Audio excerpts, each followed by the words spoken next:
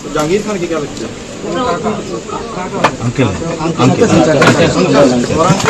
अच्छा, ड्राइवर का नाम क्या है? जहांगीर के ड्राइवर का नाम? हमें जानी ना। अच्छा, तुम जानते नहीं? तुम्हें क्या पता उसके बारे में? हमारे काका से देखते हैं बस, और कुछ नहीं पता है? कौन उसके साथ रहता है, कहाँ वो रहता है, कहाँ रहता है वो कहाँ? इसी में रहता है? घर में तो कोई रहता ही नहीं है, तो अभी बन रहा है। भीतर है एंट्री यहीं से?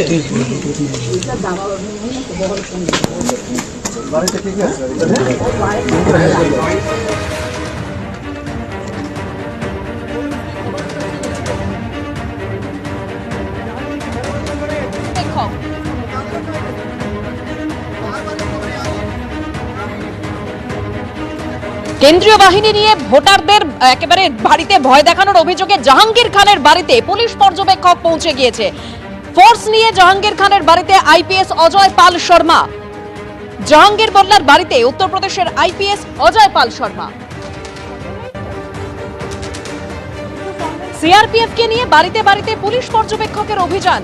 বাড়িতে পুরুষের অনুপস্থিতিতে অত্যাচারের অভিযোগ করেছে তৃণমূল। কর্মীদের বাড়িতে রেডের অভিযোগে কোর্টে যাওয়ারও হুঁশিয়ারি তৃণমূল কংগ্রেসের।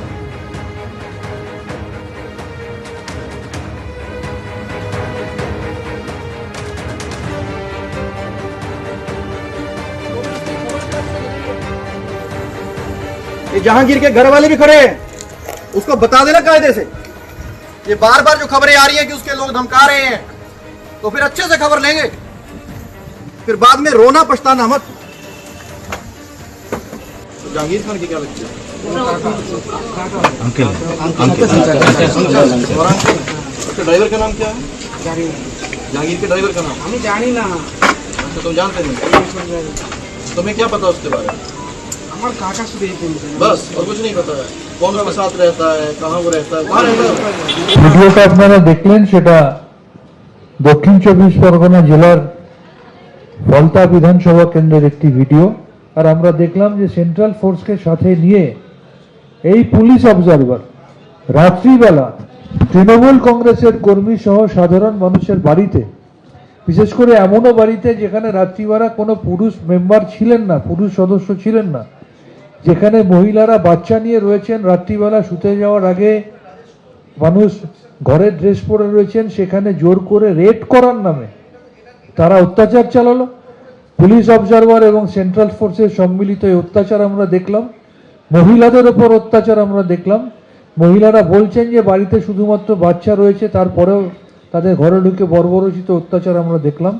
আমরা পরিষ্কার বলে দিতে চাই, যারা এই ধরনের কাজ করেছেন, আজও সকালবেলায় আমাদের সাংসদ এবং প্রাক্তন আইপিএস অফিসার রাজীব কুমার জানিয়ে দিয়েছেন যে পুলিশ অবজারভারদের মৌখিক নির্দেশে অবৈধভাবে, যেটা আমাদের কোড অফ কন্ডাক্টকে ভায়োলেট করে, যেটা ইলেকটোরাল প্রসিডিওরের কোডকে ভায়োলেট করে, 500 জনের ওপরকে অ্যারেস্ট করা হয়েছে।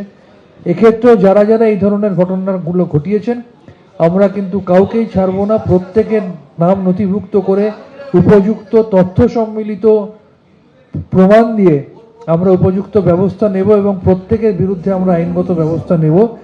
आसपास के जितने भी लोग हैं अच्छी तरह से समझ लें कि अगर किसी ने बदमाशी करी तो उनका कायदे से इलाज किया जाएगा। फिर अगर कहीं से खबर आ गई कि किसी ने कोई खुराफात करने की, किसी को परेशान करने की कोशिश की है, तो फिर उसकी खबर फिर अच्छे से लेंगे हम। ये जहांगीर के घर वाले भी खड़े हैं, उसको बता देना कायदे से। ये बार बार जो खबरें आ रही हैं कि उसके लोग धमका रहे हैं, तो फिर अच्छे से खबर लेंगे, फिर बाद में रोना पछताना मत। आसपास के जितने भी लोग हैं अच्छी तरह से समझ। এগুলো তো তৃণমূল কংগ্রেস করে থেকে এত বছর ধরে পুলিশ আর সিভিক ভলেন্টিয়ারদের নিয়ে করলো, পঞ্চায়েত নির্বাচনে করলো, বিগত বিধানসভা নির্বাচনও করেছে। তৃণমূল কংগ্রেস কি শেষ দেখবে? তৃণমূল কংগ্রেসটাই তো শেষ।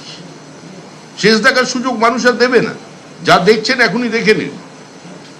21টা রাজ্যে যে দল সরকার চালাচ্ছে, কংগ্রেসের গর্ভ থেকে জন্ম না নিয়ে তৃতীয়বার যে দল ভারতবর্ষের মতো একটা এত 140 কোটি দেশে ক্ষমতা এসেছে, সেই দলকে এতটা অধোগতি হয়নি তৃণমূল কংগ্রেসের মতো যে পুলিশ নিয়ে, কেন্দ্রীয় বাহিনী নিয়ে নির্বাচন করাবে। যেখানে বোম আছে, যেখানে গুলি আছে, যে বাড়ি থেকে বেরিয়ে অন্য বাড়ির লোককে ধমকানো হচ্ছে, ভোট না দিতে যাওয়ার আইডি কার্ড চেয়ে নেওয়া হচ্ছে, জমা রাখা হচ্ছে, সেই বাড়িতেই কেন্দ্রীয় বাহিনী যাচ্ছে। দ্বিতীয় দফার ভোটের আগে জায়গায় জায়গায় অশান্তি। নাদনঘাট থানা এলাকায় তৃণমূলের পার্টি অফিসে হামলা চালানোর অভিযোগ বিজেপির বিরুদ্ধে। বিজেপির প্রার্থীকে নিয়ে প্রচারের সময় তৃণমূলের পার্টি অফিসেই হামলা চালানো হয় বলেই অভিযোগ।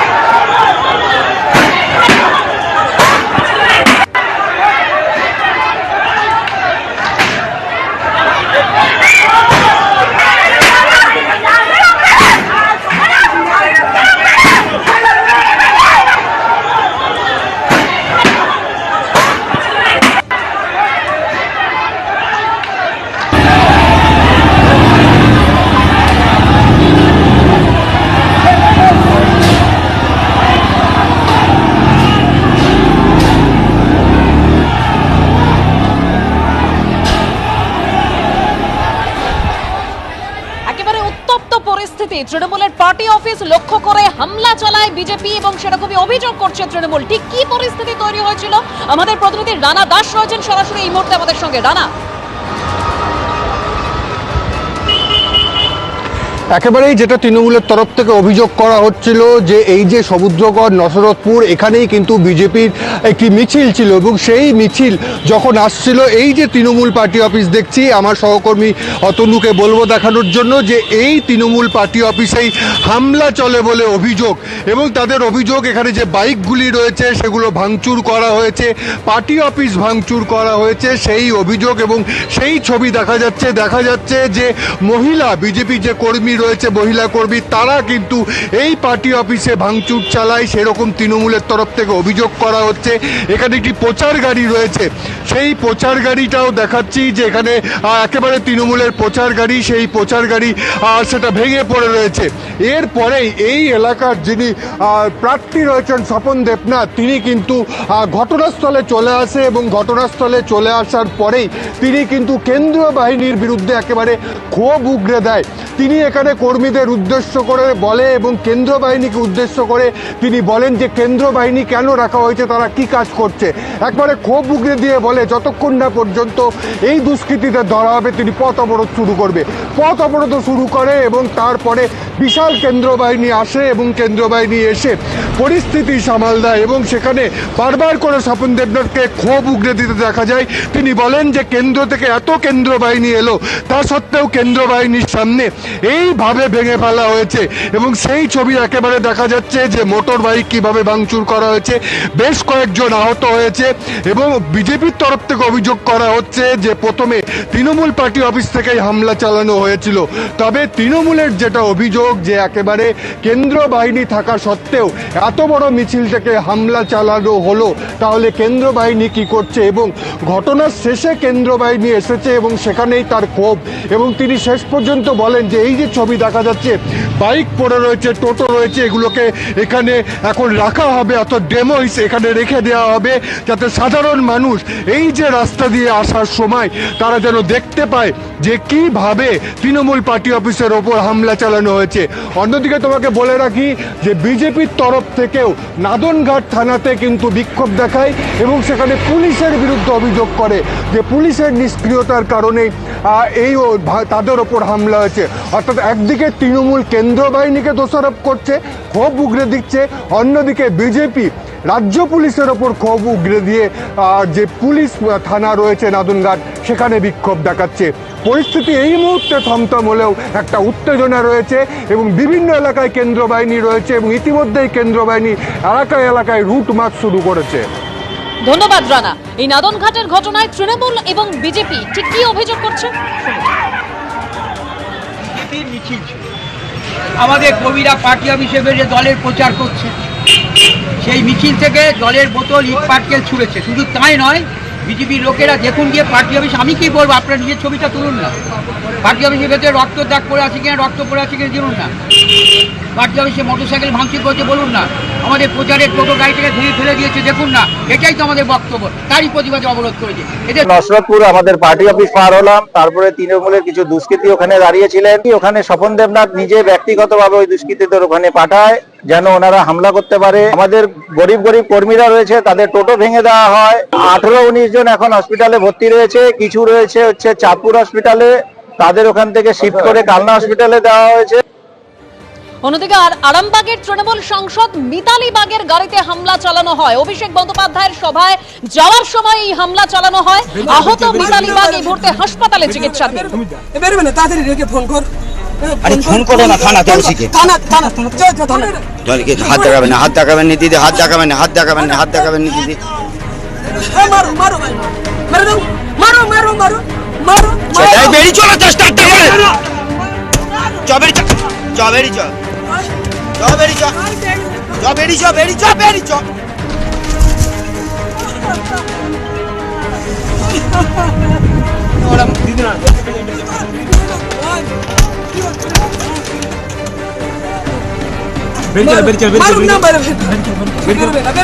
বেরোবে না, তাড়াতাড়ি রেখে ফোন কর।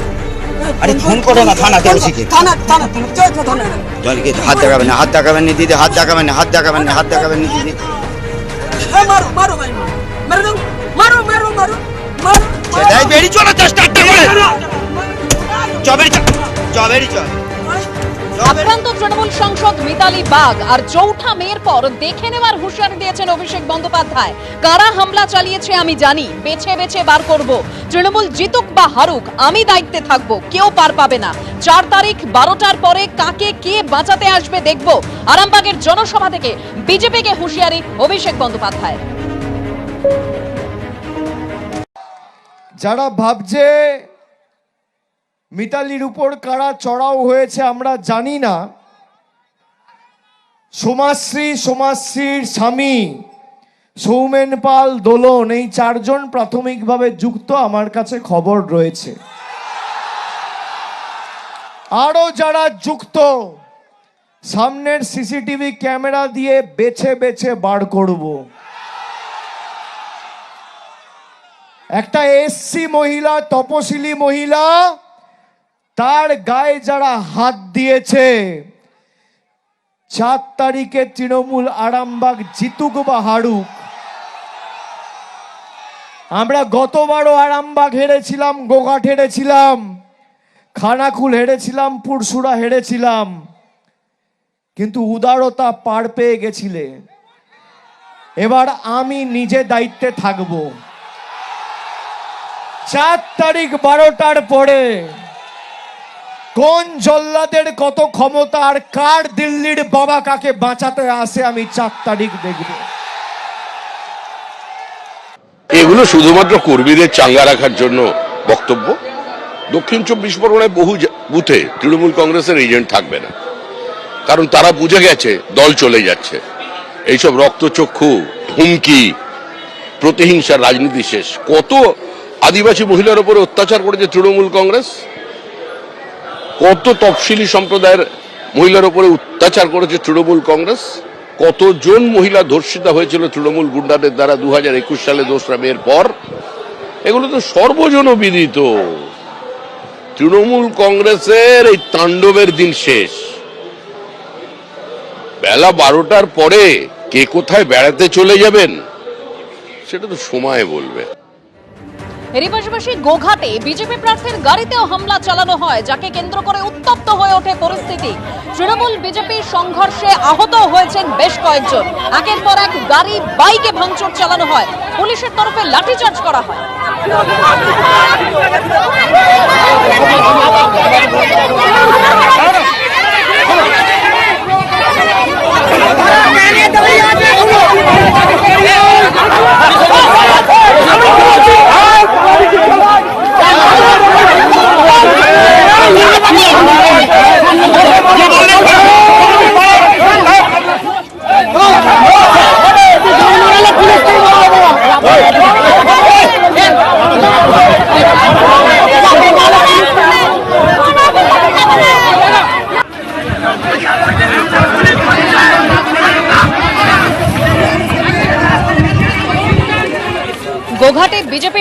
গাড়িতে হামলা। গোঘাটে তৃণমূল বিজেপির সংঘর্ষে উত্তপ্ত পরিস্থিতি, আহত হয়েছেন বেশ কয়েকজন। একের পর এক গাড়ি, বাইকে ভাঙচুর চালানো হয়। বিজেপি প্রার্থীর গাড়িতে হামলা করা হয়।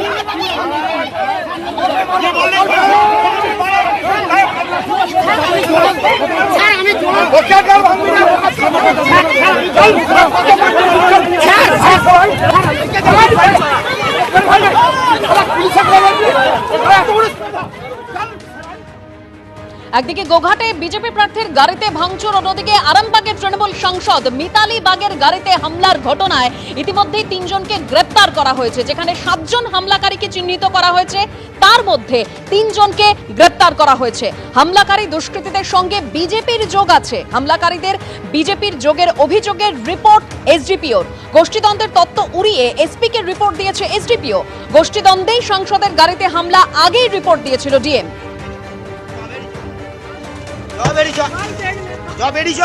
গোঘাটে বিজেপি প্রার্থীর গাড়িতে হামলার ঘটনাতেও 3 জনকে গ্রেপ্তার করা হয়েছে।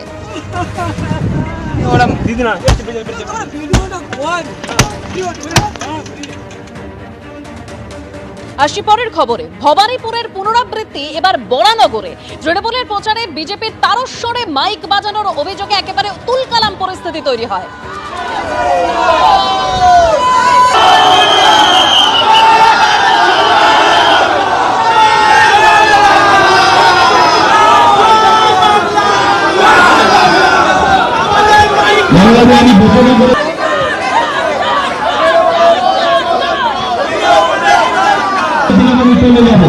আমি চলে যাচ্ছিলাম, কিন্তু আমার যখন যেটা হচ্ছে আমাদের এখানে মাইকের তার খুলে দিয়েছে, আমি তাও এদের সাথে কোঅপারেট করেছি। তারপর এরা চোঙা লাগিয়ে অটোতে আমাকে প্রায় ঘন্টা দেড়েক ডিস্টার্ব করেছে। তারপর আমরা সবাইকে ডেকেছি, তারপর আমরা নিজেরা মাইক লাগিয়েছি। কিন্তু আমি বলে দিয়ে যেতে চাই, এই 14 নম্বরের মানুষ আপনারা জেনে রাখুন, 14 একটাও ওয়ার্ডের ছেলে নেই, আমি ছাড়া আমার সাথে একটাও বরানগরের বাইরের লোক নেই। 14 নম্বরের মা বোনেরা জেনে রাখুন, এবার দুর্গা হন, এবার প্রতিবাদ করুন। মাইক কণ্ঠস্বরে তারকেশ্বর চালিয়ে বাজিয়েই যাচ্ছে, তারস্বরে বাজাচ্ছে, কোনো অসুবিধা নেই। আমি বললাম আপনাদের টাইমটা পেরিয়ে গেছে। তো বললো টাইম পেরিয়ে গেল, আমার নাম সজল, গিয়ে ব্যাকগ্রাউন্ডটা চেক করে নিবি। ওকে গিয়ে বললাম, আমিও বলছি, আগের ওর নেতা যিনি আছেন এখানে ছিলেন বরানগরে, তাপস রায়, তাকে গিয়েও জেনে নিতে যে আমার নামও মেজো।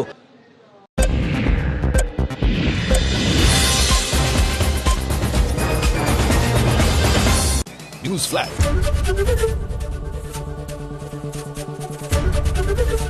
আমি রূপায়ণ পাল, উচ্চ মাধ্যমিকে আমি ফার্স্ট হয়েছি। আমার এই সাফল্যের পিছনে রায় ও মার্টিনের কোশ্চেন ব্যাংক ইংলিশ ও প্রশ্ন বিচিত্রা, ওই দুটির অবদান সত্যিই অনস্বীকার্য। রায় ও মার্টিন, রায় ও মার্টিনের এইচএস এর বইতে এবার এক্সট্রা 10% ছাড়, সঙ্গে ফ্রি 60/60 ও ক্যাপসুল বই এবং ইভি অ্যাপের এডুকেশনাল ভিডিওস ও cracker the exam app. Super strong সরষের তেল আছে? হ্যাঁ, এই যে এখানে কি সুপার স্ট্রং লেখা আছে? এই তো আমার সুপার স্ট্রং, ঝাঁঝে স্বাদে দুটোতেই সুপার স্ট্রং। বাজারে একটাই super strong, healthy and tasty super strong. Santra উচ্চতর রসায়ন, নতুন সিলেবাসের নেক্সট যুগের text book, Santra publication.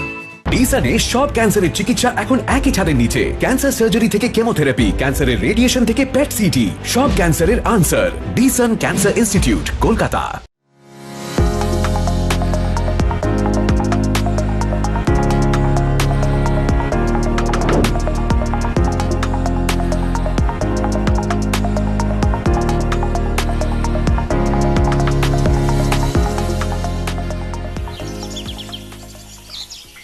Welcome to Bhutan, a kingdom in the sky. याद रखिए, अगर भूटान है घूमना तो नेचर विंग्स हॉलीडेज को ही चुनना।